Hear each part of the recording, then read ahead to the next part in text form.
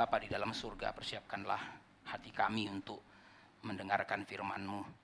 Engkau yang sudah berfirman dari ribuan tahun yang lalu, dan Engkau yang memelihara firman-Mu di dalam Alkitab ini supaya dapat dibaca dan direnungkan oleh generasi-generasi selanjutnya.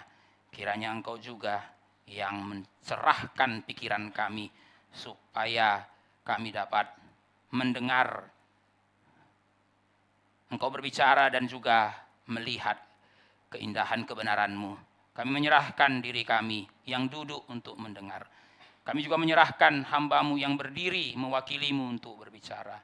Dan kami juga menyerahkan waktu yang akan berjalan di depan kami.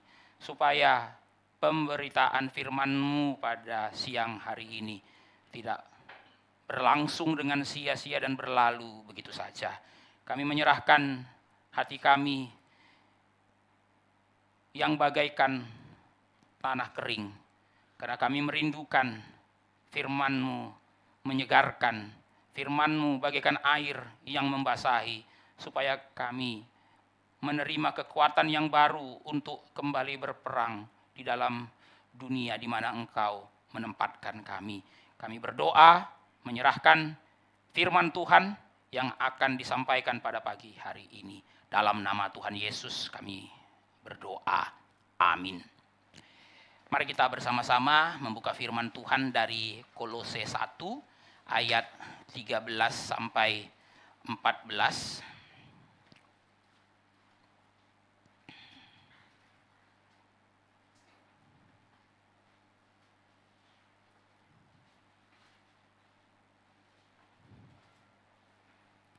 Tema kita hari ini adalah dari kuasa kegelapan ke kerajaan Kristus.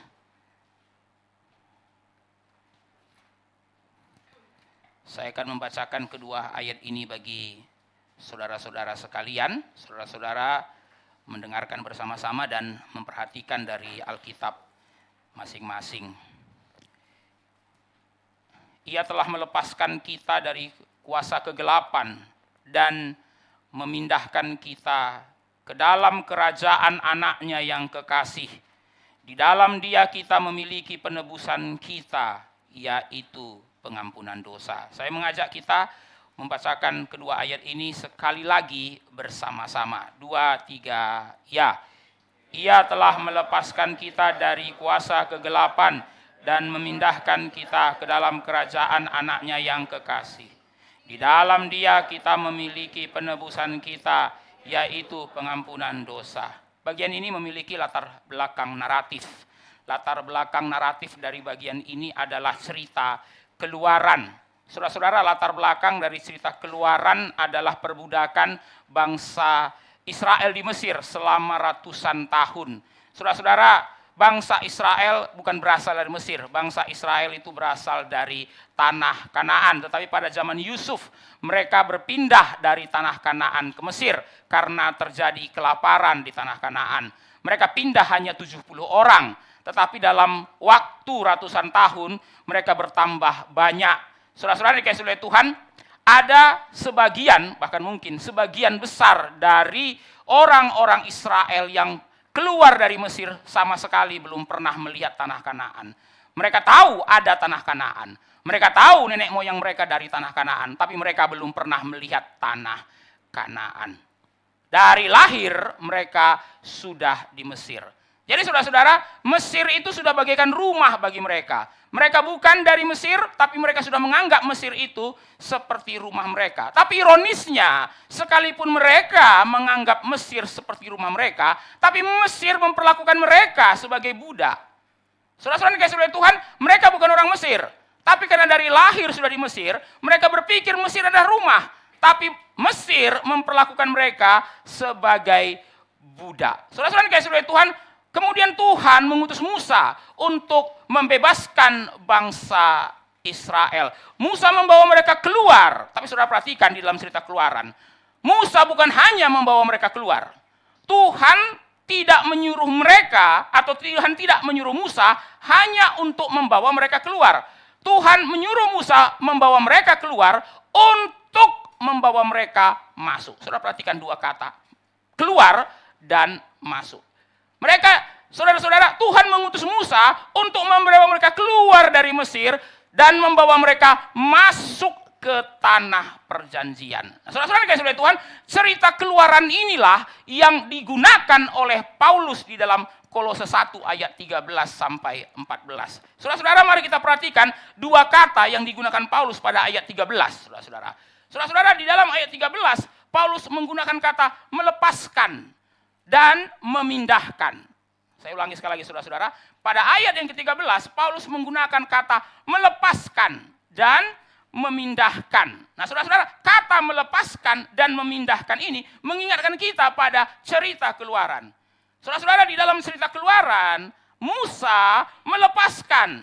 Di dalam cerita Keluaran, Allah menyuruh Musa untuk melepaskan. Tapi bukan hanya melepaskan, tapi juga memindahkan. Saudara-saudara, keselamatan itu berbicara mengenai melepaskan dan memindahkan. Saya ulangi, saudara-saudara. Keselamatan dari perjanjian lama sampai perjanjian baru itu berbicara mengenai melepaskan dan memindahkan. Jadi saudara-saudara perhatikan baik-baik. Keselamatan itu bukan hanya bicara soal melepaskan.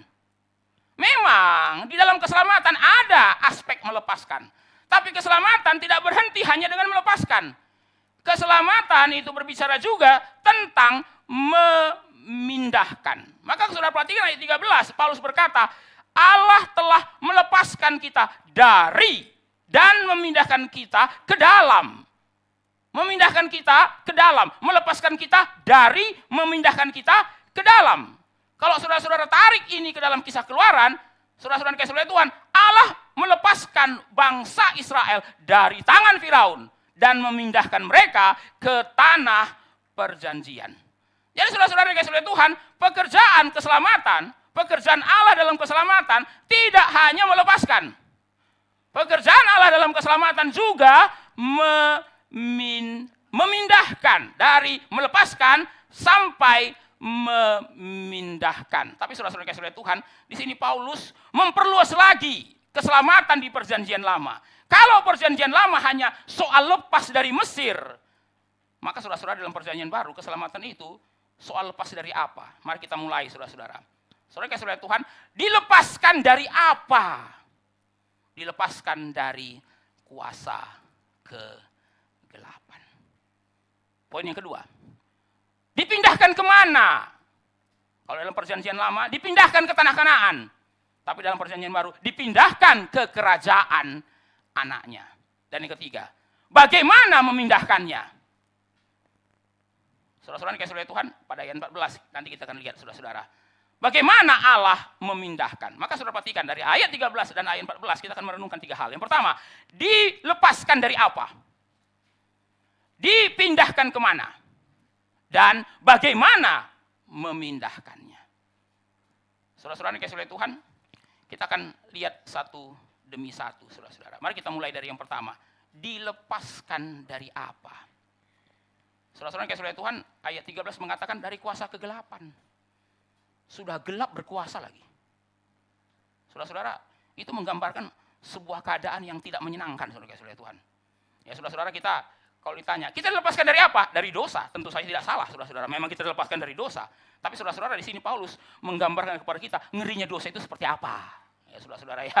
Saudara-saudara, kalau kita nggak tahu ngerinya dosa, mungkin saudara-saudara nyesal dilepaskan dari dosa. Tapi saudara-saudara, kalau kita ngerti betapa ngerinya dosa, saudara akan bersyukur dilepaskan dari dosa. Mengapa banyak orang Kristen setelah diselamatkan, saudara dikasihi oleh Tuhan, mulai nyesal? Waduh, ternyata nggak enak jadi orang Kristen. Nah, saudara-saudara, ya. Nah, ini biasanya sindrom orang Kristen lama, saudara dikasihi oleh Tuhan, ya. Orang Kristen baru biasanya saudara-saudara itu banyak nyanyinya. Ya, saudara-saudara, kenapa? Karena mengerti betapa mengerikannya dosa. Tapi saudara-saudara, sudah makin lama jadi Kristen, saudara-saudara, mulai kurang tahu diri. Ya, saudara-saudara, mulai kurang tahu diri. Kenapa? Sudah lupa betapa mengerikannya dosa. Tapi saudara-saudara, orang yang pernah di dalam dosa, begitu keluar dari dosa, saudara, bisa aja nyanyi. Mengapa, saudara-saudara, ya? Di dalam kekristenan banyak lagu. Karena saudara dikasihi oleh Tuhan, tidak ada yang lebih bisa menggambarkan ucapan syukur kita daripada nyanyian. Saudara-saudara, apa yang dilakukan bangsa Israel setelah keluar dari Mesir? Setelah menyeberangi Laut Merah, nyanyi. Nyanyi, saudara-saudara, nyanyi. di dalam kitab Keluaran itu adalah babak baru, itu adalah awal dari babak baru. Begitu mereka keluar dari Laut Merah, hal pertama yang dilakukan oleh bangsa Israel, nyanyi. Mereka nggak langsung jalan ke tanah Kanaan, nyanyi dulu. Kenapa saudara-saudara? Karena begitu Laut Merah itu ditutup, mereka langsung ingat bahwa seluruh perbudakan di Mesir itu sudah lewat. Saudara-saudara, orang yang mengerti betapa ngerinya dosa, orang yang ingat betapa buruknya dosa itu, betapa merusaknya dosa itu, tidak akan pernah menyesal dilepaskan dari dosa. Saudara-saudara, orang seperti ini, dia akan berkata, sekalipun setelah jadi Kristen, Tuhan gak kasih apa-apa pun, saya akan tetap bersyukur. Tapi saudara-saudara, biasanya orang Kristen lama, sudah gak kayak gitu, saudara-saudara ya. Sudah gak kayak gitu, saudara-saudara. Hatinya sudah gak seperti dulu lagi. Ya, ini mungkin salah satu gambaran dari hilangnya kasih yang mula, gak kayak dulu lagi. Saudara-saudara, sudah banyak maunya. Ya saudara-saudara, waktu pertama kali lepaskan dari dosa, kita mengatakan Tuhan gak kasih apa-apa pun. Sudah, saya gak apa-apa. Kenapa? Karena saya dulu pernah diperbudak oleh dosa, begitu mengerikan. Nah saudara-saudara, cara Paulus menggambarkan mengerikannya dosa itu dengan istilah kuasa kegelapan. Kuasa kegelapan. Saudara-saudara, yang saya mau sorotin kata kuasanya itu, saudara-saudara, kuasa. Karena nanti saudara perhatikan, dipindahkan kemana? Ke kerajaan. Dari kuasa, exousia, ke kerajaan Basilea. Saudara-saudara, kuasa dan kerajaan itu kan mirip. Bicara mengenai pemerintahan. Tapi saudara-saudara yang dikasihi oleh Tuhan, sebelum kita dipindahkan ke kerajaan, di mana dulunya kita? Di bawah kuasa, under power, dikuasai. Atau kalau kita gunakan istilah kitab Keluaran, diperbudak. Diperbudak. Jadi saudara-saudara, dosa itu bukan hanya soal kelemahan. Ya saudara-saudara, orang yang nggak mengerti betapa mengerikannya dosa, akan berpikir saudara-saudara, dosa itu masalah kecil. Tapi kalau saudara mengerti betapa mengerikannya dosa, dosa bukan masalah kecil, itu masalah besar. Dosa bukan soal kelemahan, dosa bukan soal kebiasaan buruk. Saudara-saudara kasih oleh Tuhan, siapa kita sebelum dipindahkan? Budak. Diperbudak oleh apa? Diperbudak oleh kegelapan. Maka saudara-saudara, waktu kita melakukan dosa, kita bukan sekedar melakukan dosa, saudara-saudara. Kita menyukai dosa yang kita lakukan itu. Jadi saudara-saudara, orang berdosa tidak melakukan dosa dengan terpaksa. Jadi waktu saudara melihat kata kuasa kegelapan, saudara yang berpikir, oh iya Pak, saya nggak mau berbuat dosa, tapi dosa itu paksa saya untuk melakukannya. Itulah artinya di bawah kuasa kegelapan. Bukan. Kuasa kegelapan itu lebih mengerikan daripada sekedar saudara dipaksa berbuat dosa. Bukan budak Pak. Ya budak nggak mau, tapi dipaksa jadi mau. Saudara-saudara, itu bukan perbudakan yang paling mengerikan. Ada saudara-saudara ya, perbudakan yang seperti itu ya. Saudara nggak mau disuruh untuk melakukannya. Saudara dipaksa untuk melakukannya. Nah, itu namanya perbudakan. Itu perbudakan yang mengerikan. Tapi saudara-saudara, dosa nggak memperbudak seperti itu. Saudara bahkan menyukai diperbudak oleh dosa. Saudara-saudara, saya kasih ilustrasi ya. Ada orang diculik, lalu kemudian dijual. Ya saudara-saudara, dia benci dengan penculiknya, dia benci dengan pembelinya. Waktu dia diperbudak, saudara-saudara, sama pembelinya, dia marah, dia pengen keluar. Kenapa? Saudara-saudara, karena dia benci dengan pembelinya, dia benci dengan penjualnya, dia benci dengan penculiknya. Jadi saudara-saudara, dia selalu cari kesempatan untuk keluar. Nah itu saudara-saudara ya, itu perbudakan. Orang yang diperbudak seperti ini, nggak sulit untuk disuruh keluar. Tapi saya kasih ilustrasi yang kedua saudara-saudara ya. Saudara bisa bayangkan, dia jatuh cinta sama penculiknya. Dia jatuh cinta dengan pembelinya. Saudara-saudara, orang kayak gini dibukakan pintu pun dia nggak lari. Nah, saudara-saudara yang kasih oleh Tuhan, yang pertama ini mengerikan, ya human trafficking, ya saudara-saudara, mengerikan, ya saudara-saudara, dia dipaksa untuk melakukan apa yang tidak mau. Oke lah, mengerikan itu. Tapi saudara-saudara, orang kayak gini kalau saudara suruh mau keluar enggak? Ya mau. Tapi kalau yang kedua, mau keluar enggak? Enggak. Loh, Sudah ditonjokin pun nggak mau keluar, saudara kasih oleh Tuhan. Itulah dosa. Dosa membuat saudara menyukai apa yang merusak saudara. Itu kan mengerikan, saudara-saudara ya. Saudara ngerti the power of sin? Dosa itu merusak saudara. Tapi dosa membuat saudara senang dirusak. Saya ulangi saudara-saudara ya. Supaya saudara ngerti betapa merusaknya dosa. Dosa itu merusak saudara. Yang kedua, saudara tahu dosa itu merusak saudara. Tapi yang ketiga, saudara senang dirusak oleh dosa. Kan ini gila, saudara-saudara. Saya selalu kasih ilustrasi seperti ini, saudara-saudara. Mungkin saudara untuk kesekian kali dengar ilustrasi ini, saudara-saudara ya. Saya pernah melihat ada orang gila makan di bak sampah. Apa yang dia makan? Nasi yang sudah dibuang 1 minggu yang lalu. Tapi saudara-saudara, waktu dia makan nasi itu, ada orang nanya, gimana Pak rasanya? Enak, dia bilang. Saudara-saudara kayak Tuhan, kenapa orang gila itu merasa nasi busuk itu enak? Itulah tandanya dia gila. Standar enaknya itu. Tapi kenapa saudara-saudara orang waras waktu dibilang orang gila nasi ini enak, dia nggak ikut makan, saudara Tuhan. Karena standar enaknya orang waras bukan standar enaknya orang gila.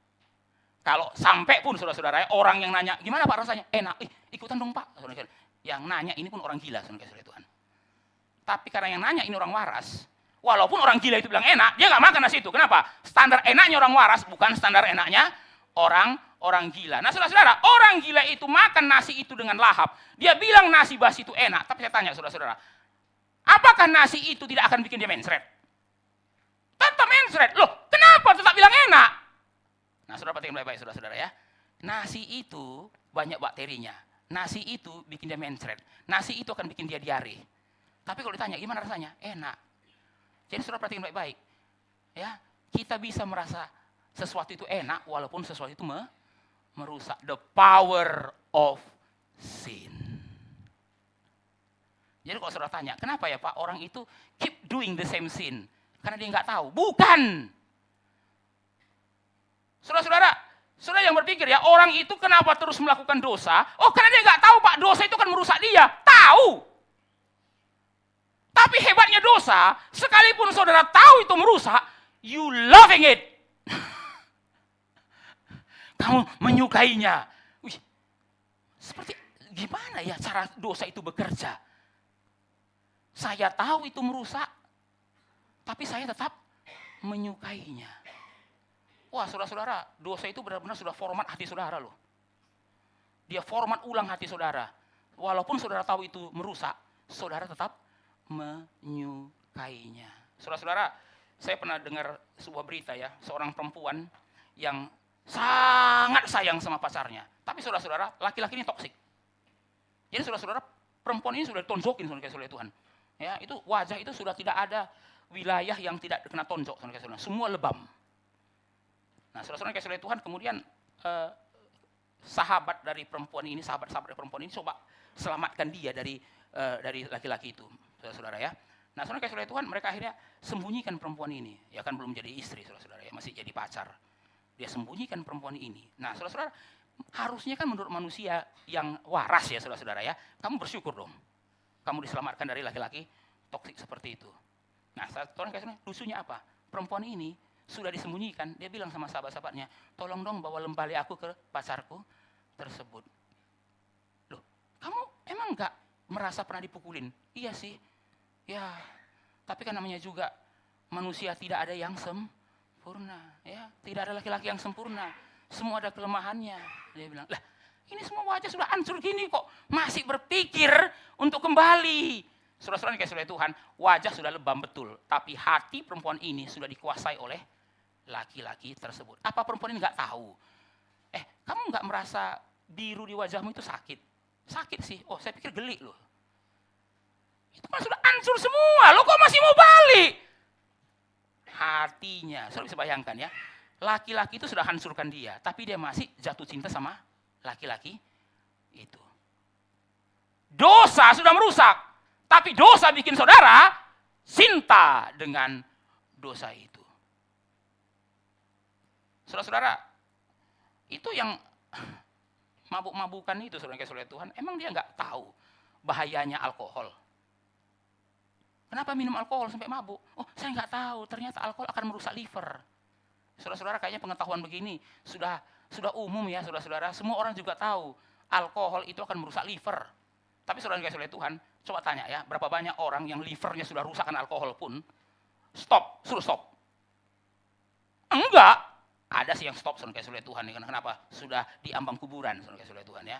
Dokter bilang, Bapak kalau lanjut lagi Pak, ini ke kuburan ini Pak. Tapi saudara-saudara kalau tanya, ada enggak yang sudah dibilang bakal ke kuburan pun tetap minum? Tetap loh. Kamu sudah tahu alkohol ini akan menghancurkan livermu. Kenapa tetap diminum? Apa kamu enggak tahu? Tahu. Tapi sesuatu di dalam hati saya mengatakan, saya kalau enggak minum ya, saya rasa ada yang kurang dengan hidup saya. Loh, apa ini? Kamu kok bisa begitu menyukai apa yang merusakmu? The power of sin. Itu yang namanya kuasa kegelapan. Kuasa kegelapan. Saudara-saudara, di mana kita dulu? Paulus mengatakan, dulu kamu di bawah kuasa kegelapan. Kamu bukan enggak tahu. Kamu bukan enggak tahu. Kamu bukan enggak tahu itu salah. Kamu bukan sedang dibohongi. Kamu tahu itu salah. Masalahnya bukan kamu enggak tahu, kamu cinta. Makanya Agustinus mengatakan, saudara-saudara ya, apa itu dosa? Dosa itu adalah cinta yang sudah salah arah. Ya saudara-saudara, bagi Agustinus, saudara-saudara Tuhan, dosa itu adalah cinta yang misdirection. Misdirection. Saudara-saudara, Agustinus kan sangat terkenal dengan konsep ordo amorisnya. Bagi Agustinus, saudara-saudara, cinta itu bukan dosa. Saudara-saudara, cinta itu manusiawi. Asal saudara cintanya tertata, itu namanya ordo amoris. Ya, saudara-saudara, apa yang salah dengan manusia berdosa? Bukan ada cinta, bukan saudara-saudara. Ya, makanya Agustinus kan bagi dua manusia, kota Allah dan kota manusia. Dan apa perbedaan antara kota Allah dan kota manusia? Perbedaan cintanya. Sama-sama punya cinta, tapi kota Allah itu cintanya tertata, ordered love. Kota manusia cintanya chaos, disorder. Makanya saudara-saudara, bagi Agustinus, saudara-saudara Tuhan, penting bagi kita untuk menata cinta kita. Ya, yang nomor satu harus nomor satu, nomor dua harus nomor dua. Begitu saudara-saudara mencintai yang nomor tiga dengan cinta nomor satu, itu disorder. Itu disorder. Maka saudara-saudara, apa ciri orang berdosa? Saudara-saudara, orang sakit gagal jantung, gagal ginjal. Orang berdosa gagal cinta. Bukan gak mencintai, tapi hal-hal yang remeh dicintai dengan cinta yang serius. Ya, maka saudara jangan heran ya, kenapa ada orang bisa mencintai laki-laki yang gak worth it dengan habis-habisan. Kalau kita pikir-pikir sebagai temannya, ini sampah. Nah, saudara-saudara, teman-teman saya bilang, kamu ya bucin banget. Padahal yang kamu cintai itu cowok sampah. Saudara-saudara, cewek bilang, apa kamu bilang sampah? Enggak, emas ini. Loh. Kita bilang, enggak, ini sampah ini. Ya, sudah enggak kerja, numpang hidup dari kamu, tapi kamu mencintainya setengah mati. Ya, kalau saya jadi kamu ya, saya buang ke tong sampah cowok ini. Aneh ya saudara-saudara ya. Kalau bagi kita, laki-laki ini bukan nomor 3, ini sudah nomor 100 ini. Ya, kalau boleh, nggak ada aja sekalian ya, good for nothing. Tuhan ya. Tapi bagi si laki perempuan ini, enggak, ini emas. Kok bisa? Itu yang namanya disorder love. Saudara-saudara, kalau saudara nggak kembali kepada Tuhan, saudara akan bisa habis-habisan mencintai sesuatu yang nggak berharga. Tapi saudara nggak sadar, karena saudara sudah jatuh cinta. Saudara menganggap itu berharga. Maka saudara bertanya begini, apakah karena ini berharga baru kita cintai? Atau karena kita cintai baru berharga? Ya saudara-saudara, saudara Tuhan, kita berpikir ini berharga, kenapa? Karena kita sudah ugal-ugalan. Ya saudara-saudara, karena kan ada istilah itu ya saudara, saya pengen dicintai dengan ugal-ugalan. Wih saudara-saudara, saya nggak tahu artinya apa itu saudara-saudara ya. Ya, saya sedang mencari seorang laki-laki yang mencintai saya dengan ugal-ugalan. Dulu saudara-saudara apa adanya ya, mencintaiku apa adanya. Oh saya nggak mau yang mencintaiku apa adanya. Versi TikTok, mencintaiku dengan ugal-ugalan. Maksudnya apa ini saudara-saudara itu ugal-ugalan ini saya pikir. Ya saudara-saudara, ya ini kan istilah anak-anak ini kan anak-anak muda TikTok sekarang, cinta ugal-ugalan saudara-saudara Tuhan ya. Tapi saudara-saudara yang dikasihi oleh Tuhan, ya mungkin kalau kita pakai istilah habis-habisan. Saudara-saudara yang dikasihi oleh Tuhan, kita bisa mencintai yang gak berharga tapi habis-habisan loh. Kenapa? Karena dosa itu bikin cinta kita disorder. Maka kalau orang yang sudah seperti ini, saudara bilang, bodoh lu yang bodoh, dia bilang. Tuhan ya, nggak berharga ini, bagiku ini berharga. Ya saudara-saudara, ya. Tapi akhirnya makin hari saudara kasih oleh Tuhan, dia digerogoti, saudara kasih oleh Tuhan. Tapi sudah digerogoti pun, dia nggak merasa sesuatu sedang menggerogoti dia merasa I'm fine. Nah saudara-saudara kembali lagi pada ilustrasi orang gila itu. Dia makan, enak, dia rasa enak. Tapi saudara-saudara, bakterinya makin hari makin banyak di dalam perutnya. Bukan karena itu enak berarti bersih, bukan karena itu enak berarti sehat, bukan karena itu enak berarti aman. Kalau saudara sudah gila, ya, saudara akan berpikir asam sulfat pun seperti soft drink, saudara kasih oleh Tuhan. Nah itulah ya. Gimana rasanya Pak? Ada asam-asamnya, ya namanya asam sulfat Pak, dia saudara kasih oleh Tuhan ya. Nah itu. Tapi saudara-saudara yang kasih oleh Tuhan, asam sulfat bukan untuk diminum. Asam sulfat bukan untuk diminum, tapi cair loh Pak. Iya, cair tapi bukan untuk diminum. Tapi katanya ini asam Pak. Bedanya dengan jeruk nipis apa? Lemon Pak. Ya saudara-saudara yang kasih oleh Tuhan, asam sulfat memang asam, tapi bukan lemon juga ya saudara-saudara ya. Saudara masukkan ke dalam lidah saudara, tiba-tiba saudara rasa, lidah saya mati rasa Pak, bukan mati rasa, lidah hilang. Saudara yang kasih oleh Tuhan, ya asam sulfat masuk lidah, ya hilang lidahnya. Tapi kalau saudara yang gila kan ya masuk aja. Tapi kenapa ya? Orang itu bisa nggak sadar, ya itulah orang gila. Saudara-saudara, ya kita bisa mengatakan ya dosa itu bikin kita gila.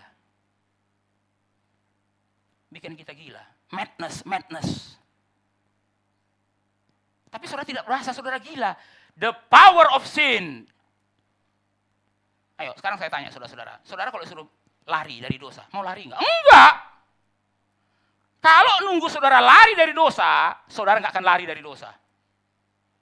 Ya saudara jangan pikir ya, Tuhan itu menyelamatkan saudara dengan buka pintu penjara. Ayo keluar! Enggak saudara kasih oleh Tuhan. Kalau hanya sampai di situ, saudara akan bilang apa? Enggak mau keluar. Lalu gimana ya? Kita bisa keluar dari dosa, bukan sekedar buka pintu. Dia tarik kita ke luar. Kenapa? Karena kalau saudara enggak ditarik keluar, saudara akan tetap tinggal di dalam dosa. Sekalipun pintu penjara dosa itu dilepaskan. Ayo keluar.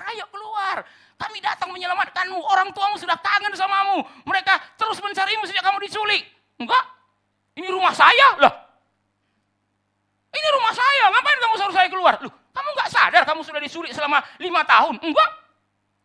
Loh, itu laki-laki itu penculikmu. Suami saya ini. Ayo saudara-saudara gimana coba? Saudara-saudara yang kasih oleh Tuhan, ilustrasi ini menggambarkan hubungan saudara dengan dosa loh.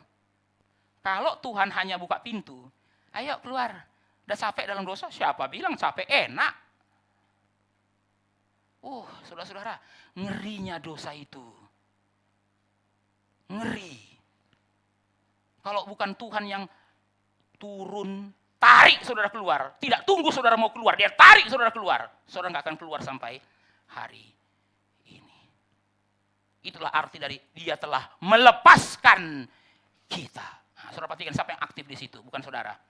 Yang aktif di situ adalah Allah sendiri. Melepaskan kita. Saudara-saudara melepaskan kita itu berarti saudara tidak berdaya. Ya kalau saudara berdaya, saudara lepaskan diri saudara sendirilah. Tapi kenapa Tuhan yang melepaskan? Karena saudara tidak bisa lepaskan diri saudara sendiri.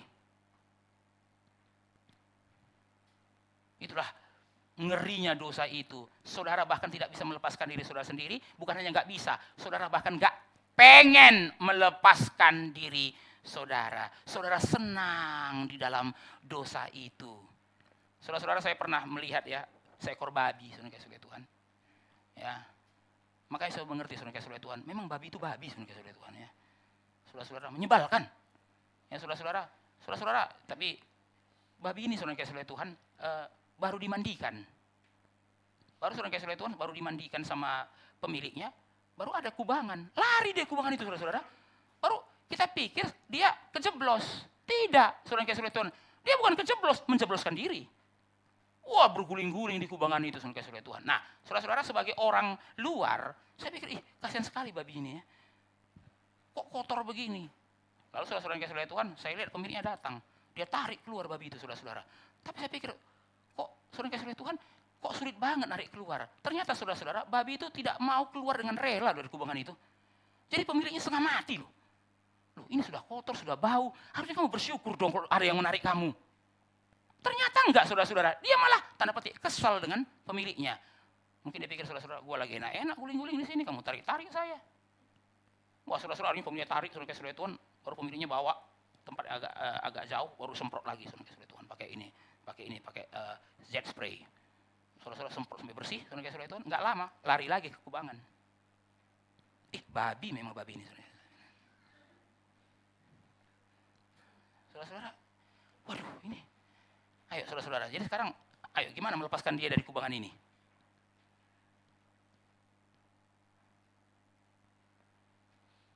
Nggak bisa. Saudara-saudara, bukankah itu gambaran orang berdosa? Saudara kalau disuruh keluar dari kubangan, nggak akan keluar. Dia telah melepaskan kita. Saudara-saudara, puji Tuhan. Ada kata telah loh. Sudah, already done. Saudara nggak perlu lagi melepaskan diri dari saudara, tidak perlu lagi melepaskan diri. Saudara sudah lepas. Saudara sudah bebas. Maka saudara kasih oleh Tuhan, kalau saudara sudah bebas, kenapa saudara mau kembali lagi? Karena saudara lupa dulu mengerikan dosa itu. Saudara-saudara ingat bangsa Israel sudah keluar dari Mesir? Di tengah jalan saudara-saudara kangen dengan Mesir bukan? Kangen. Wah, saudara-saudara, mereka sampai berantem sama Musa. Dulu di Mesir kami enak-enak. Ada semangka, bawang pre, ada bawang, saudara-saudara Tuhan. Ya saudara-saudara, ini apa dia nggak ingat dulu digebukin sama Firaun? Tuhan, apa kamu nggak ingat waktu di Mesir itu kamu dipukulin, disambukin? Loh, memang di Mesir ada semangka betul, memang di Mesir ada bawang pre betul. Tapi jangan lupa di Mesir juga ada mandornya loh. Ya, kamu kalau nggak kerja dipukul, kalau batu bata nggak sesuai target dipukul.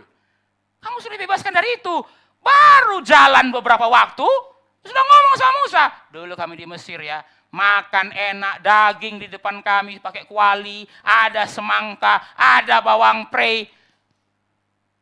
Saudara-saudara pikir-pikir ya, masa kebebasan dari Mesir dibandingkan dengan bawang pre? Waktu membaca cerita itu saya baru sadar itulah cara kerja dosa. Saudara-saudara, sebelum saudara dibebaskan, dosa itu belum saudara. Setelah saudara dibebaskan, dosa itu menggoda saudara. Maka saudara perhatikan ya saudara-saudara ya. Hanya orang Kristen yang bisa digoda oleh dosa. Kalau saudara belum di dalam Kristus, dosa nggak perlu goda saudara. Karena dosa memperbudak saudara. Saudara bedakan. Saudara-saudara. Jadi kalau saudara, Pak, saya kok seringkali mengalami pencobaan. Karena saudara sudah di luar dari dosa. Saudara tidak lagi diperbudak oleh dosa. Maka saudara dicobai oleh dosa. Kalau saudara masih di bawah kuasa dosa, dosa nggak perlu repot-repot mencobai saudara. Untuk apa sih mencobai saudara? Saudara miliknya dosa kok. Ngapain dia cobain saudara? Ayo dong berbuat dosa, berbuat dosa. Saudara-saudara dosa bilang, saya tuanmu, ngapain saya ujuk-ujuk kamu berbuat dosa? Ayo dong berbuat dosa. Enak loh berbuat dosa. Orang yang belum di dalam Kristus tidak perlu dicobai saudara Tuhan. Nggak perlu. Kenapa? Dia dikuasai oleh dosa. Dia tidak perlu dicobai. Tapi saudara sudah dalam Kristus, saudara jangan merasa aman. Di dalam perjalanan kita menuju tanah perjanjian, saudara akan mengalami momen-momen seperti bangsa Israel. Dosa itu menggelitik memori saudara. Apa kamu lupa ya kenangan-kenangan indah dulu di Mesir itu? Saudara-saudara ya. Dan saudara bodohnya, iya ya. Loh, apanya yang iya? Di Mesir nggak ada kenangan indah, saudara-saudara. Apa yang indah di Mesir? Tapi dosa itu hebatnya, saudara-saudara. Dia bisa bisikin saudara. Apa kamu nggak kangen ya dengan kenangan-kenangan indah dulu di Mesir itu? Lalu saya bilang, iya ya, ada bawang pre, ada semangka, ada daging, ada ini, ada itu. Dosa nggak bilang, tapi ada Firaun. Dosa nggak bilang, ada Firaun loh. Dosa nggak bilang itu. Dosa bilang, bawang pre. Coba lihat di padang gurun ini panas kan. Panas enaknya makan apa? Semangka loh. Watermelon. Ya. Merah-merah. Panas, sejuk, berair. Baru lihat Musa, iya memang ya. Ini pemimpin yang kurang ajar ini. bawa kami ke tempat ini hanya untuk menderita. Lah, saudara-saudara, itulah yang namanya pencobaan. Ketika dosa mencobai saudara, dia hanya mengingatkan saudara sisi kenikmatannya, dia tidak ingatkan saudara sisi perbudakannya. Enak loh, coba kamu lihat dulu. Ya, ini, kamu sekarang pacaran ya, sama siapa? Sama orang Kristen. Aduh, lihat kan, serba nggak boleh kan? Coba kamu ingat dulu sama yang nggak Kristen itu. Wah, ya, serba boleh. Lihat ya. Nah, sekarang kamu pacaran sama orang Kristen, coba ingat. Hari Minggu kemana? Hari Sabtu kemana? Wah, P3RI.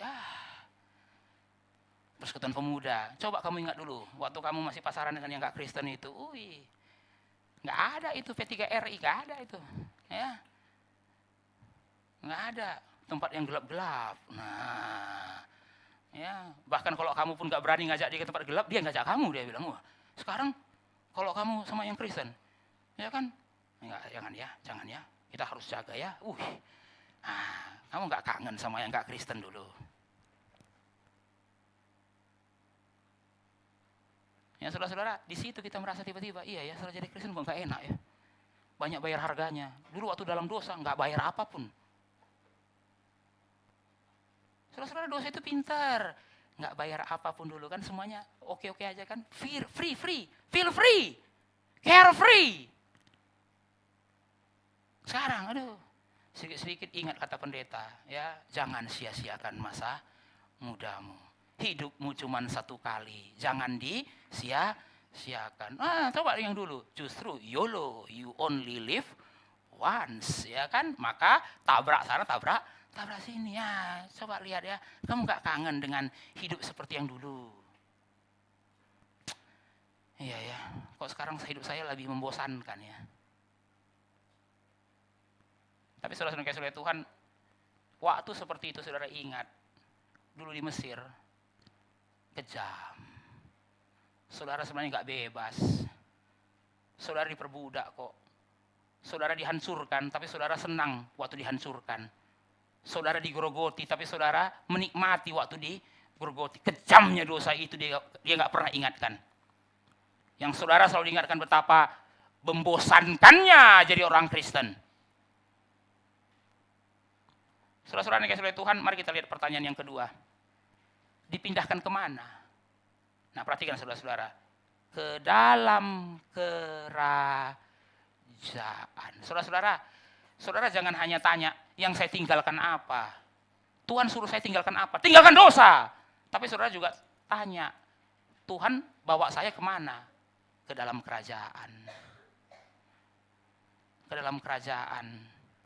Dulu kamu gembel, ya, kamu adalah gelandangannya dosa, tak punya rumah, jadi budaknya orang, tinggal di kandang. Lalu kamu dilepaskan, setelah dilepaskan, Tuhan kasih apa sama kamu? Tuhan kasih rumah, nama rumahnya apa? Kingdom of His beloved Son. Oh saudara-saudara, kalau kita tidak ingat apa yang kita tinggalkan dan apa yang kita dapatkan, saudara akan merasa dosa lebih menarik. Tapi kalau saudara ingat, saya dulu tinggal di kandang babi seperti anak yang hilang itu. Saudara-saudara, anak yang hilang itu, saudara-saudara, kenapa nggak akan pergi lagi dari rumah bapaknya untuk kedua kali? Karena dia pernah tinggal di kandang babi. Dulu anak orang kaya. Saudara-saudara, apa yang dia dapat waktu meninggalkan rumah bapaknya? Kandang babi, cuma itu yang dia dapat. Itulah salah satu pesan dari anak yang hilang, saudara-saudara. Apa yang diperoleh anak itu setelah tinggalkan rumah bapaknya? Pertama-tama kayaknya dapat uang. Pertama-tama kayaknya dapat harta. Pertama-tama kayaknya dapat teman. Tapi saudara-saudara, semuanya cuma ilusi. Endingnya apa? Kandang babi. Itulah yang kamu dapat waktu tinggalkan rumah bapamu.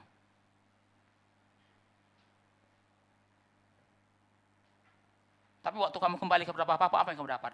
Dapat cincin, dapat sepatu, baju baru, terus apa? Dapat pesta lagi. Saudara-saudara, kalau jadi anak yang hilang itu, masih mau nggak meninggalkan lagi rumah bapak itu? Kalau saudara masih mau, saudara-saudara, ya Itu menunjukkan betapa bodohnya kita. Tapi saudara-saudara, perumpamaan yang hilang itu mengajarkan kepada kita, saudara-saudara Tuhan, coba ingat apa yang kamu tinggalkan. Yang kamu tinggalkan itu kandang babi kok. Coba bayangkan saudara-saudara, kandang babi itu betapa kejamnya kan. Sampai mau makan makanan babi pun gak boleh. Itu kan kejam sekali tuh. Ya itulah kamu sebelum kamu dalam Kristus. Apa yang kamu terima setelah dipindahkan? Kamu terima kingdom. Kerajaan. Saudara bisa bayangkan.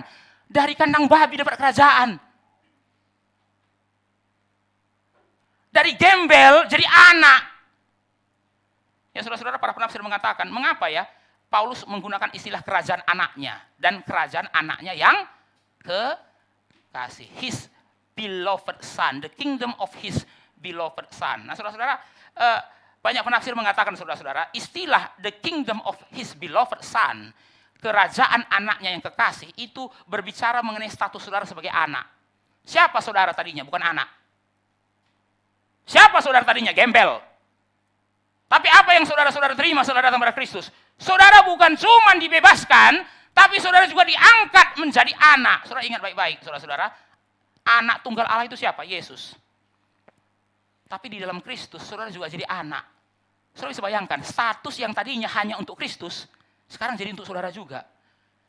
Saudara nggak berpikir yang saudara terima ini berlebihan, saudara Tuhan. Ini ekses loh saudara-saudara ya. Terlalu banyak ini. Dari gembel, dari narapidana, dari tawanan, saudara-saudara, narapidana dibebaskan saja itu sudah syukur. Syukur saudara-saudara ya. Dari narapidana dikeluarkan, itu sudah syukur. Kamu nggak dihukum aja sudah syukur kok. Tapi saudara-saudara, yang Tuhan berikan bukan hanya saudara dibebaskan, bukan hanya dilepaskan. Saudara juga dipindahkan ke dalam rumah. Rumah siapa? Rumah anaknya. Itu berarti apa? Saudara anak. Tadinya hanya satu anak, Yesus. Tapi saudara-saudara, di dalam Kristus, saudara pun diterima sebagai anak. Anak. Anak itu ahli waris. Ya. Siapa ahli waris yang sebenarnya? Yesus. Tapi saudara-saudara, di dalam Yesus Kristus, saudara pun bisa menjadi ahli waris. Saudara-saudara, dan dikatakan di situ apa? Anak yang dikasihinya. Saudara-saudara, dari kekekalan Bapa mengasihi anak. Tapi di dalam Kristus, Bapa pun mengasihi saudara seperti anaknya sendiri. Saudara-saudara, orang Puritan menyebut konsep ini sebagai the doctrine of adoption. Doktrin adopsi. Nah, saudara-saudara, inilah perbedaan antara Reform dan Lutheran, saudara-saudara Tuhan. Saudara-saudara, John Calvin itu banyak belajar dari Martin Luther. Tapi saudara-saudara, John Calvin itu memiliki pemikiran yang melampaui Martin Luther, saudara-saudara Tuhan. Nah, itu kenapa saudara-saudara ya, Reform dibedakan dengan Lutheran. Ya, saudara-saudara, kita kan gereja GRI, saudara-saudara. Mungkin saudara juga belum pernah memikirkan ya, bedanya apa ya Reform dengan Lutheran? Sama-sama reformasi kok, Pak. Tidak, saudara-saudara Tuhan. Saudara-saudara, Martin Luther itu hanya sampai pada justification. Ya, tadinya saya orang berdosa, tapi kemudian saya dibenarkan. Dibenarkan dari yang harusnya dihukum, nggak dihukum. Itu narapidana yang dibebaskan dari tahanan. Oke, saudara-saudara, sampai disitulah justification by faith alone. Ya, saudara-saudara, jadi Injil versi Lutheran itu hanya sampai saudara narapidana dibebaskan. Tapi saudara-saudara, John Calvin dan diteruskan oleh teologi Reform mengatakan, Tuhan tidak hanya sampai membebaskan saudara dari tahanan. Setelah saudara bebas dari tahanan, saudara dibawa pulang ke rumah dan saudara diangkat menjadi anak. Anak. Saudara-saudara gini ya, orang bebaskan dari tahanannya sudah baik. Saudara bisa bayangkan, orang yang sama angkat narapidana itu jadi anaknya. Itu tidak bisa digambarkan, saudara-saudara Tuhan. Maka saudara-saudara, saya bisa mengerti juga ya kenapa Rasul Yohanes waktu tulis 1 Yohanes itu ya, behold what manner of love, lihatlah betapa besarnya kasih Allah kepada kita sehingga kita disebut sebagai anak Allah. Itu sampai Rasul Yohanes sudah speechless membayangkan mengenai membayangkan kita diangkat sebagai anak Allah. Sampai dia bilang apa? Lihatlah betapa besarnya kasih karunia yang diberikan Bapa kepada kita sehingga saudara dan saya disebut sebagai anak-anak Allah. Kenapa dia begitu takjub, saudara-saudara? Karena narapidana dibebaskan saja itu sudah hebat loh. Tapi saudara-saudara, Injil tidak sampai hanya di situ. Sudah dibebaskan, dijadikan ahli waris. Saya kasih ilustrasi saudara-saudara yang mengada-ngada ya. Saudara bisa bayangkan, ada seorang hakim, anaknya dibunuh. Lalu saudara dikasih oleh Tuhan, hakim itu mengadili saudara, karena saudara yang bunuh anaknya, saudara-saudara, lalu kemudian hakim itu yang menghakimi saudara. Saudara-saudara, hakim itu kemudian waktu lihat saudara, dia akhirnya mengambil keputusan, udah, saya tidak hitung kasusmu, saya bebaskan kamu. Saudara-saudara waktu dengar kalimat seperti itu, menakjubkan ya, ini sudah bapaknya loh. Ini hakim sekaligus bapak, dia bunuh, kita bunuh anaknya, dibebaskan kita. Itu aja saudara-saudara menunjukkan betapa hebatnya kasih hakim ini. Tapi saudara bayangkan ya, setelah saudara keluar dari penjara, saudara kasih oleh Tuhan. Saudara-saudara, saya pernah pelayanan di satu lapas di Jawa Barat, saudara-saudara. Waktu saya pelayanan itu ada seorang bapak-bapak yang bilang sama saya dan kelompok saya, ya saya bersyukur Pak, hari ini saya akan keluar. Wah, saudara-saudara, jadi hari kami pelayanan itu, siangnya dia bebas. Ya, saudara-saudara, nah kita ucapkan selamat. Nah saudara-saudara, kemudian kita selesai pelayanan, betul saudara-saudara, kami keluar dari penjara itu, bapak itu juga keluar. Setelah menyelesaikan administrasi dia keluar, saudara kasih oleh Tuhan. Dalam hati saya pikir ya, pasti dia senang sekali. Tapi saudara-saudara, waktu saya lihat dia keluar, hati saya kemudian berpikir, ternyata tidak sebahagia itu. Kenapa saudara-saudara? Karena setelah dia di luar, tidak ada yang tunggu dia, keluarganya enggak ada. Memang waktu di sharing di kelompok dia bilang, saya sudah 5 tahun di sini. Sejak saya masuk, anak saya, istri saya, orang tua saya, tidak ada yang mau mengakui saya lagi. Jadi dia keluar satu hal saudara-saudara. Setelah keluar mau kemana Pak? Mau pulang ke rumah? Emang masih ada rumah? Anakmu aja gak mau ngakui kamu lagi kok. Istrimu aja malu sama kamu kok. Ayo, keluar sekali keluar. Setelah keluar mau kemana? Maka saya lihat saudara-saudara waktu saya dengan teman-teman saya itu meninggalkan penjara itu pakai mobil saudara-saudara. Saya lihat bapak itu berdiri di samping tiang listrik, seakan tak tahu kemana.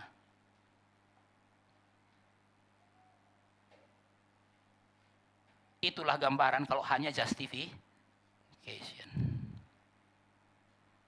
Tapi Alkitab mengatakan hakim itu sudah ketok palu, not guilty. Saudara keluar dari penjara. Setelah keluar dari penjara, hakim itu kemudian tunggu saudara di luar pintu penjara dan tanya sama saudara, mau kemana setelah ini? Nggak tahu. Kasus begini besar, teman pun sudah nggak mengakui, orang tua pun malu. Kamu nggak ada rumah? Nggak ada. Ayo ikut saya, kata hakim itu. Lalu kemudian hakim itu bawa dia ke rumah, saudara-saudara, rumah mewah. Baru kemudian hakim itu bilang sama dia, kamu tinggal di rumah ini saja. Orang itu pikir saudara kasih oleh Tuhan, pasti saya ditaruh di kamar pembantu ini. Saudara-saudara, kemudian hakim itu bawa dia ke suatu tempat, saudara kasih oleh Tuhan. Orang itu masuk ke dalam tempat itu, besar sekali kamarnya. Lebih besar daripada kontrakan dia, saudara kasih oleh Tuhan. Kamar apa ini? Baru kemudian tanya, Pak, ini tempat apa? Ya, kamu tinggal di sini. Baru orang itu nanya, ini kamarnya siapa Pak? Baru hakim itu tanya, lihat foto itu. Kamu ingat foto itu? Itu foto anak saya yang kamu bunuh. Sekarang kamu tinggal di kamarnya sebagai anak saya. Amazing grace, how sweet the sound that save a wretch like me.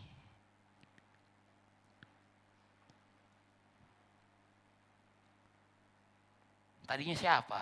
Narapidana. Sekarang siapa? Anak yang dikasihi.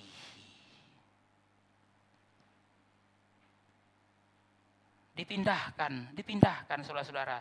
Nah saudara kayak saudara Tuhan, dari kata dipindahkan ini, kita bisa merenungkan satu hal. Saudara-saudara, perubahan hidup itu harus didahului dengan perubahan status.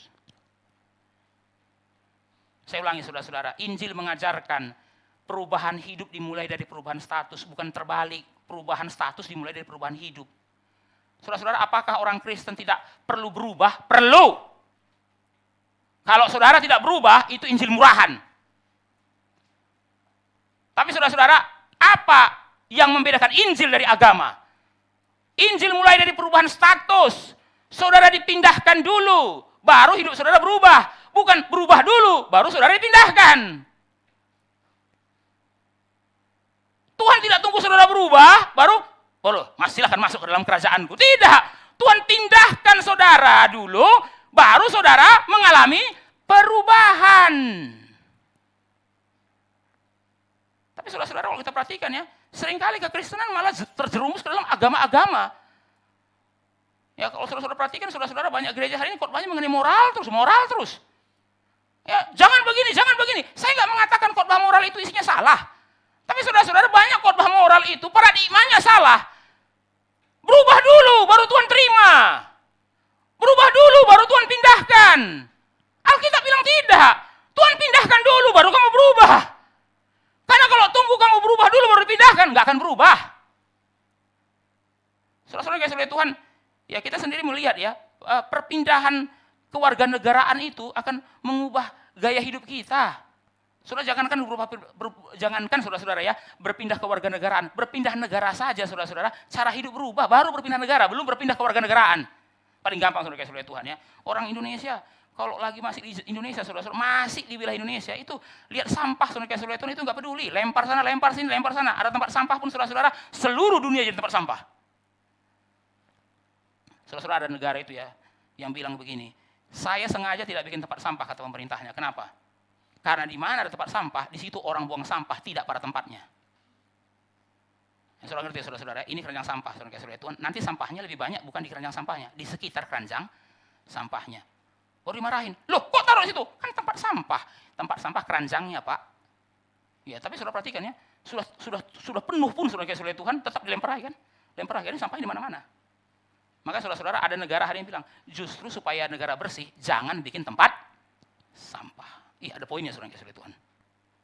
Ada poinnya. Kenapa? Karena begitu nggak ada tempat sampah, orang pikir, aduh kemana ya buang, masuk dalam kantong. Tapi kalau saudara lihat ada tempat sampah, dilempar tapi nggak masuk ke dalam keranjangnya. Saudara pikir ini pertandingan basket.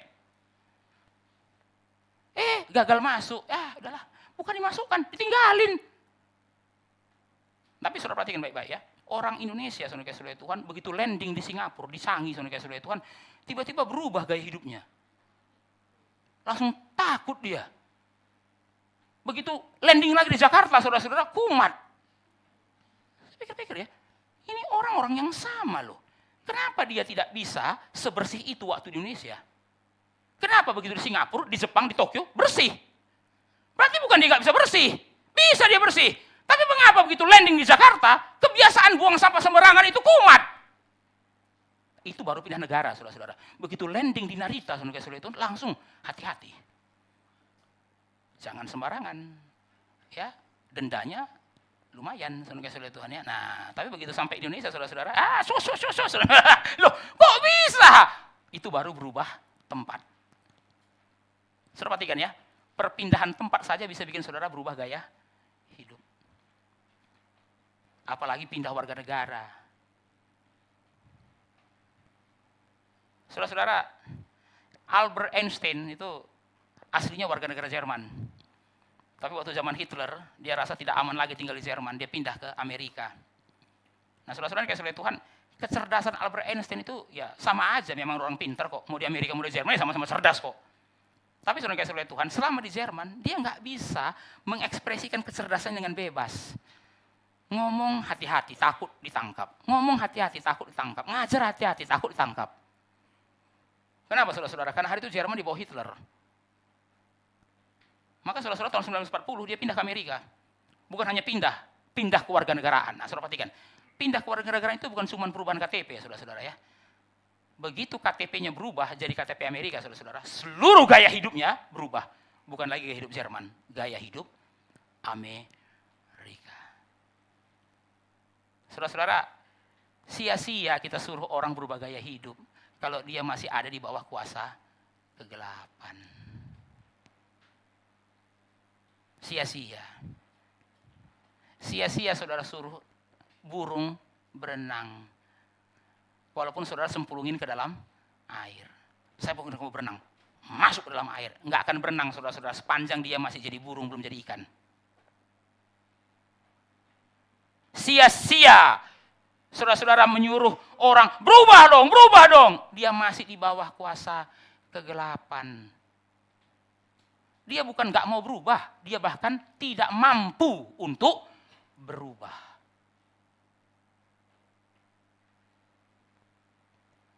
Saudara-saudara yang kasih Tuhan, perubahan dimulai dari apa? Dari perubahan status, perubahan cara hidup, perubahan gaya hidup, perubahan pola hidup dimulai dari perubahan status. Siang ini saya mau bertanya kepada saudara, status saudara sudah berubah belum? Oh, saya tanya bukan saudara orang Kristen atau tidak. Tapi saya mau tanya saudara-saudara, walaupun saudara orang Kristen, status saudara dalam kerajaan anaknya atau masih di bawah kuasa kegelapan?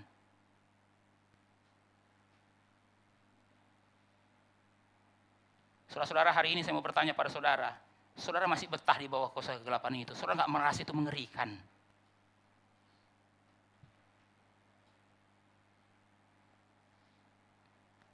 Saudara-saudara yang kasih oleh Tuhan, perubahan hidup itu dimulai dari perubahan status. Bagaimana Allah mengubah kita dengan memindahkan kita. Saya ulangi saudara-saudara. Bagaimana Allah memindahkan kita bagaimana Allah mengubah kita dengan memindahkan kita. Dari mana perubahan itu dimulai? Dari perpindahan. Kalau saudara masih dalam kuasa kegelapan, berapa banyak pun informasi yang saudara tahu mengenai hal-hal yang baik, saudara nggak akan bisa lakukan.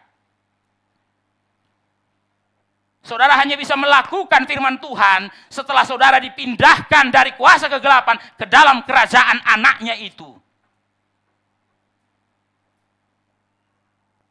Saudara-saudara, sayangnya Injil seperti ini pun sudah tidak diberitakan di sekolah minggu.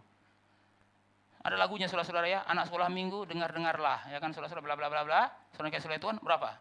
Saudara-saudara, nanti masuk surga terima pahala. Di dalam lagu itu tidak ada cerita dosa, tidak ada cerita kematian Yesus, tidak ada saudara-saudara. Hanya cerita apa? Dengarlah.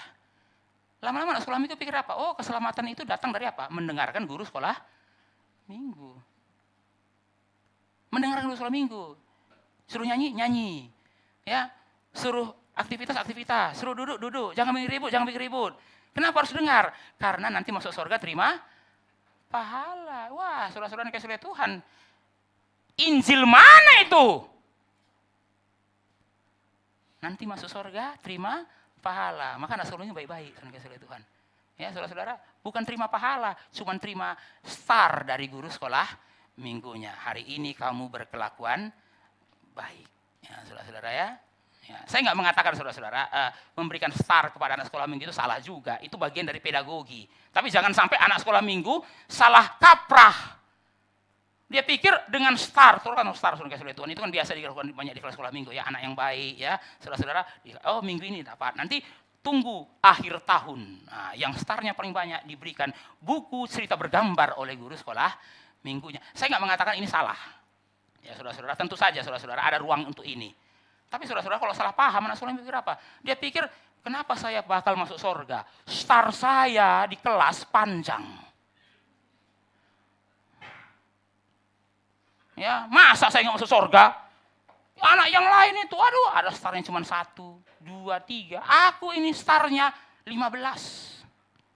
Saudara-saudara, star yang banyak itu tidak akan bikin masuk surga. Itu hanya dapat buku cerita bergambar, saudara Tuhan. Tapi kan launya anak sekolah minggu dengar-dengarlah ya.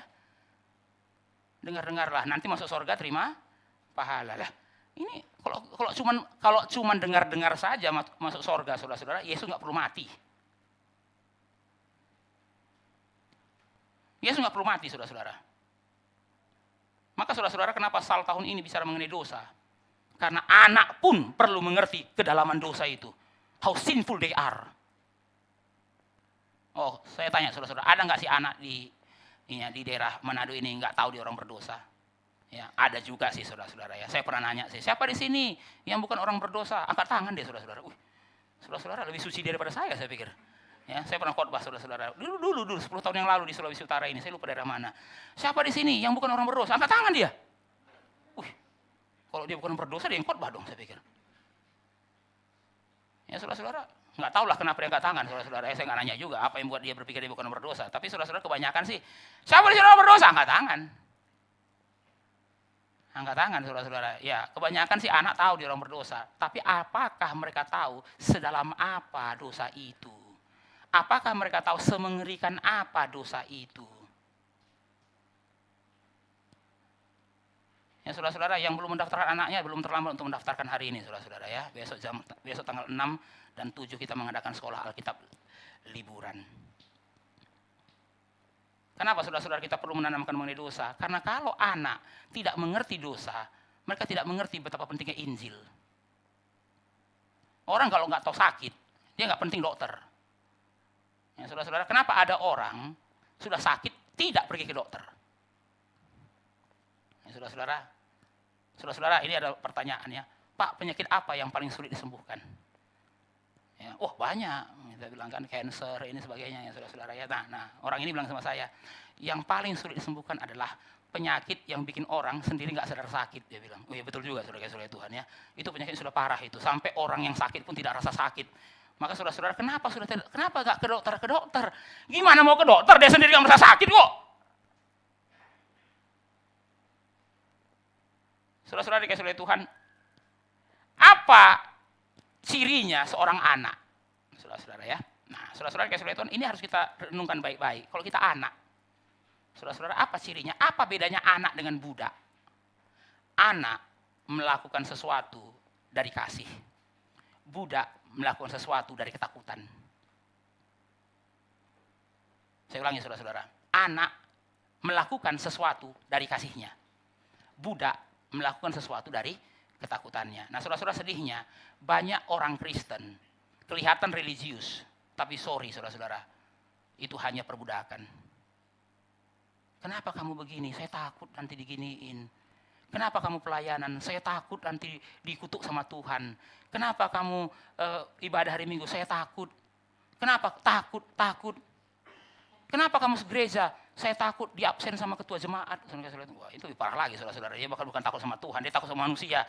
Kenapa kamu rajin pelayanan? Ya saya takut nanti nggak diberkati Tuhan. Loh, saudara-saudara, ini kelihatan religius. Tapi ini adalah religiusitas perbudakan ini. Slavery religion. Saudara-saudara, Alkitab bukan memberikan kepada kita slavery religion. Alkitab memberikan kepada kita sonship religion. Kenapa saya melakukan ini? Loh, saya anak. Kenapa kamu taat sama bapakmu? Ya saya anaknya.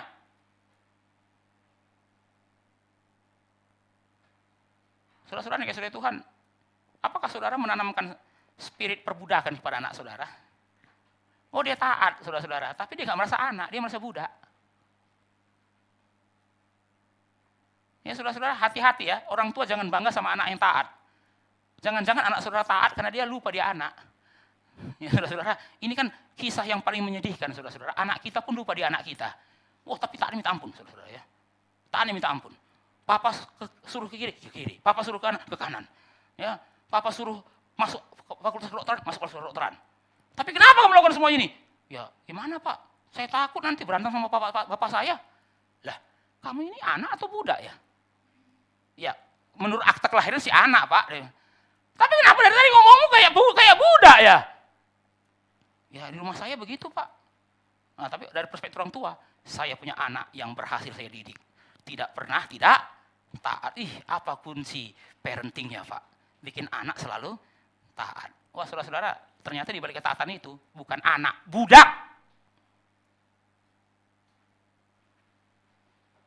Budak.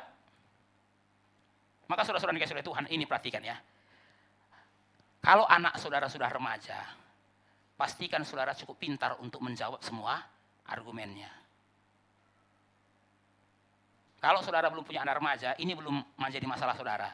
Kalau saudara sudah punya anak remaja, sudah tidak waktunya lagi saudara-saudara main otot, nggak bisa lagi. Semua argumen harus dijawab dengan argumen.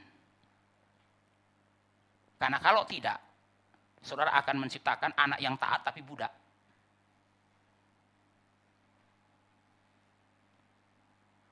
Saudara-saudara, anak remaja kasih argumen, saudara jawab apa? Kamu ya sudah berani ya ngomong sama bapak kayak gitu. Saudara itu, loh, ini masalahnya belum selesai. Tapi kita cut dengan apa? Kamu sudah berani ngomong kayak gitu. Loh, tadi masalahnya ini kan kita lagi bicara, ini kita lagi diskusi. Nggak ada diskusi. Soalnya dalam hati kita saudara-saudara, saya pusing jawabnya Pak. Ya pintar banget ngomongnya.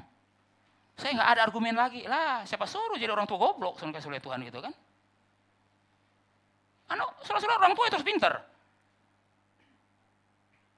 Anak kalau sudah remaja, saudara tetap didik dia kayak anak-anak, saudara Tuhan, saudara akan ciptakan anak yang taat tapi budak. Tapi saudara-saudara kalau bisa jawab argumen dengan baik, dia akan taat, tapi bukan sebagai budak, sebagai anak.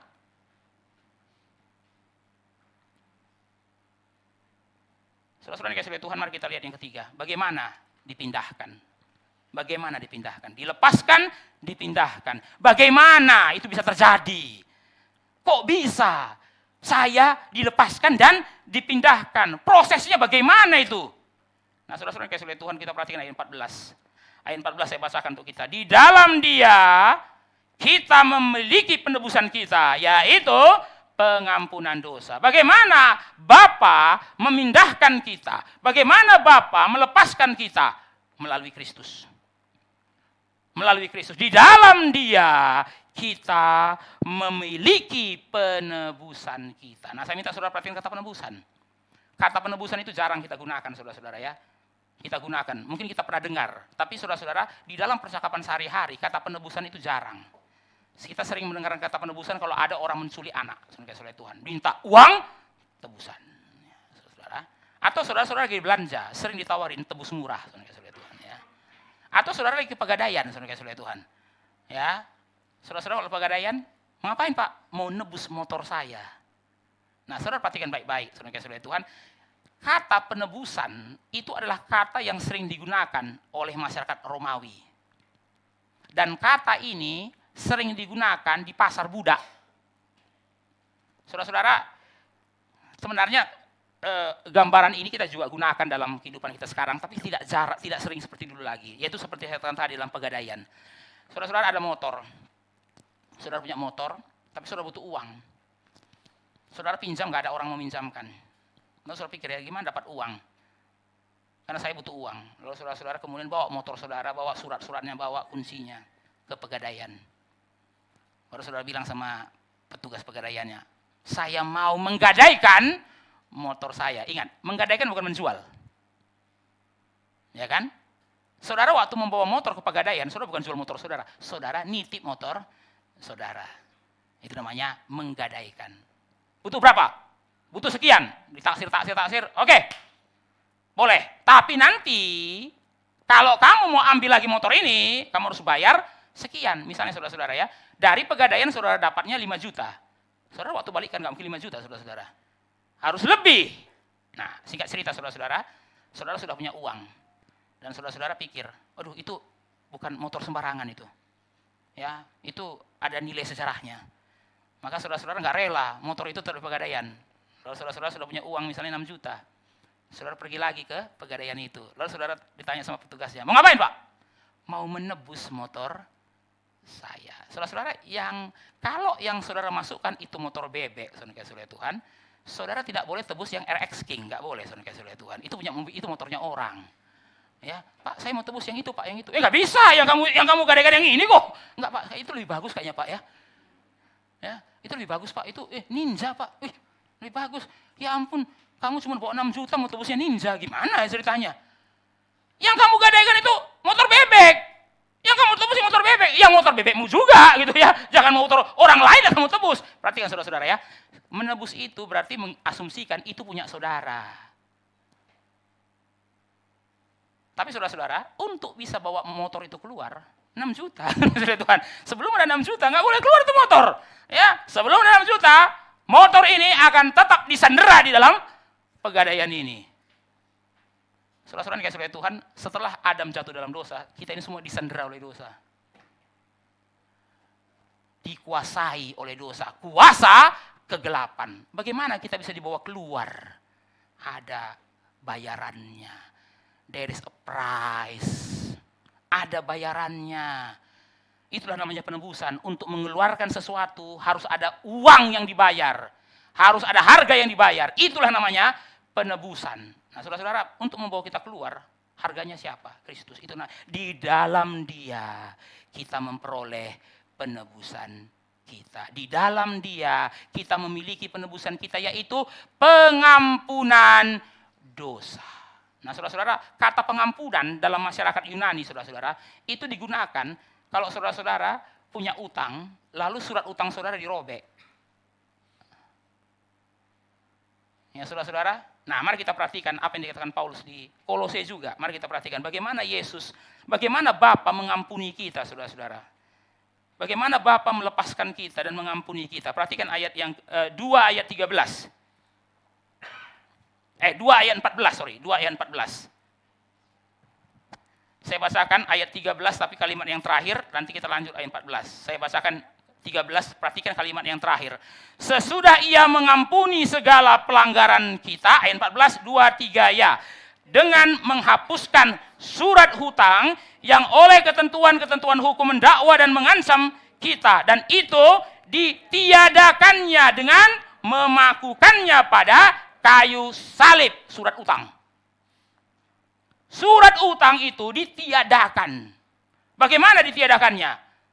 Ketika Kristus dipaku, di situ surat utang saudara dipakukan juga oleh Kristus. Tak. Enggak ada lagi utang. Lunas. Paid. Lunas. Dengan memakukannya di kayu salib. Saudara-saudara dikasih oleh Tuhan, bagaimana kita bisa dilepaskan? Pertanyaan yang pertama adalah, mengapa dulu saudara bisa ada di dalam kuasa dosa? Hutang. Hutang. Di India saudara-saudara ya, di daerah-daerah terpencil itu masih ada loh perbudakan. Ya. Dan saudara-saudara, bahkan perbudakannya itu perbudakan bergenerasi. Jadi saudara-saudara beberapa daerah di India saudara kasih oleh Tuhan itu masih ada perbudakan. Jadi yang berhutang kakeknya sampai cucunya masih jadi budak. Kenapa saudara-saudara? Karena majikannya bilang, kakeknya belum bayar hutangnya. Oh, papamu juga belum bayar. Loh, kakek sudah mati, papa sudah mati. Belum, dan Tuhan, dan saudara kasih oleh Tuhan, dan Tuhan, itu kalau film India, Tuan Takur, saudara kasih oleh Tuhan. Ya, nah itu ya. Itu kan selalu film India kan, orang kayak gini namanya Tuan Takur, saudara kasih oleh Tuhan. Ya kan. Si Tuan Takur bilang, ini belum lunas. Loh, yang hutang kakek saya gitu ya. Ya, tapi di India masih berlaku, saudara, masih ada berlaku loh. Jadi surat utangnya itu belum dirobek, belum dipakukan. Jadi papa sudah mati, papanya juga budak. Lalu papanya mati, anaknya juga jadi budak. Jadi dari kakek ke cucu loh. Saudara-saudara, satu kali ada orang kaya dari Amerika datang ke daerah itu, saudara-saudara. Kemudian dia lihat ada seorang anak lagi kerja di ladang. Baru tanya, kamu gak sekolah? Loh, saya gak bisa sekolah pak. Dia bilang, kenapa? Saya harus kerja sama, loh kenapa kamu kerja, kenapa gak sekolah? Loh saya gak ada pilihan, gak sekolah. Saya gak ada pilihan untuk sekolah. Loh kok gak ada pilihan? Oh, misalnya orang Amerika saudara-saudara ya. Dia pikirkan di Amerika semua ada pilihan. Masa di sini gak ada pilihan? Mana ada gak ada pilihan? Semua ada pilihan. Loh gak bisa. Saya dari kakek saya aja gak ada pilihan kok. Dia bilang, kakek saya budak, saya jadi budak. Papa saya juga budak. Ya sekarang saya jadi budak. Wah orang Amerika ini kaget saudara-saudara. Ini tahun berapa ya? Masih ada sistem seperti ini. Baru saudara-saudara akhirnya dia pergi ke rumah anak ini. Dia tanya, siapa majikannya? Baru dia bilang, kenapa kamu suruh dia kerja di ladang gak sekolah? Loh, dia belum lunasin utangnya. Baru tanya, utang siapa? Masa sekecil ini sudah punya utang? Iya, bukan utangnya dia sih, utang kakeknya. Wah, saudara-saudara, akhirnya dia bingung. Gimana ya cara membebaskan anak ini? Dia tanya sama ini, Tuan Takur ini, saudara-saudara. Berapa utang kakeknya? Sekian. Dia bilang, mana surat utangnya? Ini, betul ada utangnya? Ada. Baru orang itu bilang, saya bayar. Sini surat utangnya. Ya kalau dia pegang terus surat utangnya dibayar, saudara-saudara masih taginya lagi nanti kan saudara-saudara ya. Ini masih utang. Sini surat utangnya, saya bayar. Saudara-saudara dia ambil surat utang itu, dia robek di depan Tuan Takur itu. Mulai hari itu saudara-saudara Tuhan, anak ini bebas. Bebas. Enggak ada utang lagi. Kalau besok dia masih nagih kamu ya, bilang sama saya, enggak ada utang lagi. Kenapa? Ini sudah dirobek. Saudara-saudara dikasih oleh Tuhan, di atas kayu salib, Tuhan Yesus robek surat utang itu. Dan dia berkata, kalau nanti masih ada yang klaim kamu miliknya, nggak usah percaya. You have been set free. You have been set free. Saudara-saudara dikasih oleh Tuhan, harganya mahal. Yesus harus mati. Itu harganya. Untuk membuat saudara keluar dari kegelapan, masuk ke dalam kerajaan anaknya, ada harga yang dibayar. Yesus harus mati. Tapi saudara-saudara, setelah kita jadi orang Kristen, apakah kita masih bertanya, Tuhan kok nggak kasih ini, nggak kasih itu, nggak kasih ini, nggak kasih itu? Keterlaluan pertanyaan itu, saudara-saudara ya. Karena untuk memindahkan saudara, anaknya sudah mati. Tapi sampai sekarang pun saudara-saudara, kita masih bertanya, apa yang Tuhan belum berikan kepada saya? Harusnya pertanyaan kita, apa yang saya belum berikan kepada Tuhan? Tidak ada lagi harusnya pertanyaan orang Kristen, dengar kalimat ini saudara-saudara. Di dalam hati saudara harusnya nggak ada lagi pertanyaan apa yang belum Tuhan berikan. Pertanyaan kita sekarang, apa yang belum saya berikan?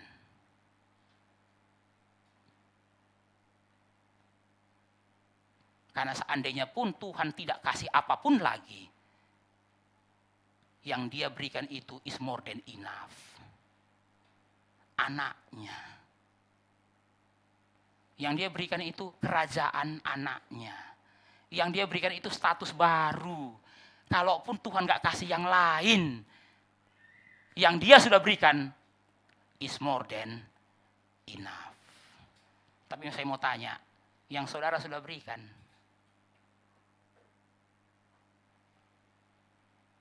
saudara-saudara, seperti yang saya katakan tadi ya, orang Kristen yang baru dibebaskan akan selalu bertanya, apa yang belum saya berikan dan apa yang harus saya berikan. Tapi sering yang terjadi sindrom orang Kristen lama. Lama-lama lupa. Yang ditanyanya sekarang apa? Apa yang belum Tuhan kasih? Nah ini menarik saudara-saudara. Waktu saya jadi Kristen pertama-tama, wah saya selalu bertanya, apa yang belum saya kasih sama Tuhan? Tapi setelah sekian lama, saya lupa tanya itu. Yang saya tanya, apa yang belum Tuhan kasih kepada saya? Saudara dan saya kiranya hidup sebagai anak. Sebagai anak yang berada di dalam kerajaan anaknya yang dikasihi. Mari kita tunduk kepala, kita berdoa. Bapa, terima kasih untuk firman-Mu yang sudah kami renungkan. Biarlah ini menjadi teguran dan juga evaluasi bagi kami. Kami bukan lagi di dalam kuasa kegelapan. Kuasa kegelapan itu menggambarkan betapa mengerikan dulunya kami di dalam dosa. Kami tidak bisa keluar, karena kami pun tidak ingin keluar. Tapi dosa itu terus merusak dan menggerogoti kami. Sampai Kristus datang untuk membebaskan kami. Maka kami bisa keluar. Dan bukan hanya keluar, kami dipindahkan ke dalam kerajaan anak-Mu yang kekasih. Terima kasih untuk firman-Mu pada siang hari ini ya Tuhan. Biarlah kami sekarang hidup sebagai anak. Tidak kembali lagi ke Mesir. Tidak kembali lagi ke dalam dosa. Karena kami sekarang ada di dalam rumah. Dalam nama Tuhan Yesus kami berdoa. Amin. Mari kita bangkit berdiri.